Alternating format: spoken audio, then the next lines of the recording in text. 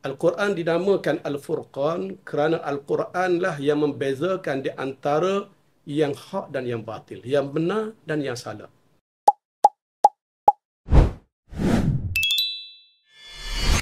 Furqan Plus. Assalamualaikum warahmatullahi wabarakatuh, Furqaners. Alhamdulillah senang sekali hari ini Furqan Plus Corner dapat kembali lagi setelah beberapa waktu.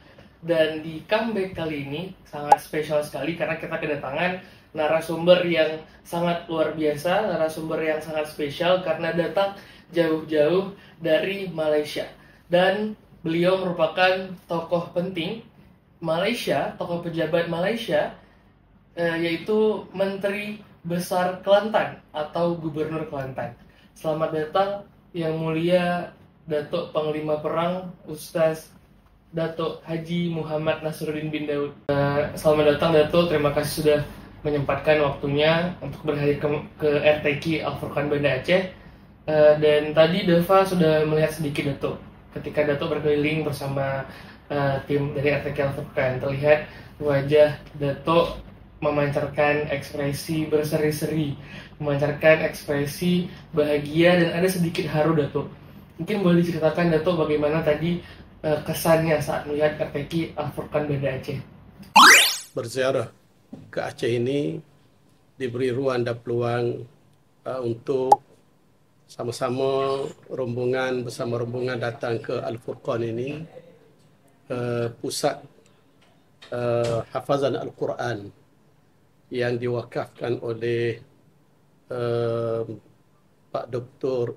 Marzuki, yang juga merupakan kenalan saya lama dahulu lagi, dan kami mempunyai hubungan yang baik, di mana selepas tsunami saya datang ke sini, dan bila berlaku gempa bumi selepas tsunami pun saya datang untuk melihat dan memberi sumbangan sikit sebanyak sekadar yang kita mampu.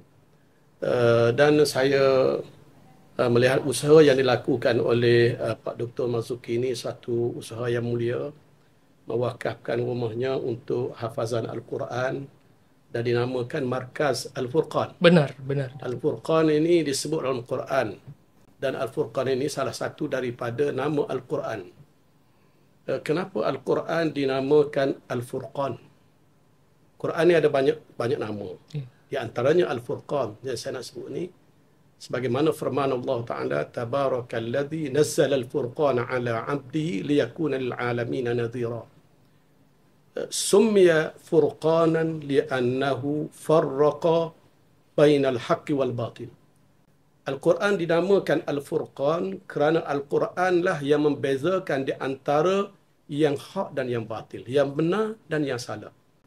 Kita nak tahu mana yang benar, mana yang salah, kita rujuk kepada Al-Quran. Jadi oleh kerana itu, maka kita naklah sentiasa membaca Al-Quran dengan bacaan yang betul. Warattilil Qur'ana tartila, ay jawwidil Qur'ana tajwida. Quran wajib dibaca dengan tajwid yang betul. Dan kalau dia hafal, itu lagi baik. Dan juga kita baca Al-Quran, mislah baca secara tadabbur. Kitabun ansalnahu ilaika mubarakun liyadabbaru ayati. Tadabbur arti kita membaca, kita memahami dengan teliti kandungan Al-Quran. Jadi saya harap di Markaz Al-Furqan ini, tahfiz Al-Furqan ini bukan sahaja menitik beratkan soal hafazan, tetapi kefahaman. Kefahaman Al-Quran, supaya bila kita faham, kita dapat menghayati ajaran Al-Quran, supaya kita mendapat rahmat di dunia dan di akhirat, dan kita mendapat syafaat Al-Quran. Iqra'ul Quran fa innahu ya'ti yaumal qiyamati syafi'an li ashabi. Rasulullah bersabda, bacalah Al-Quran kerana Al-Quran akan datang pada hari kiamat memberi syafaat kepada orang yang membacanya. Mudah-mudahan kita semua termasuk dalam golongan yang membaca Al-Quran, golongan yang membaca Al-Quran secara tadabbur, yang memahami dan melaksanakan tuntutan Al-Quran.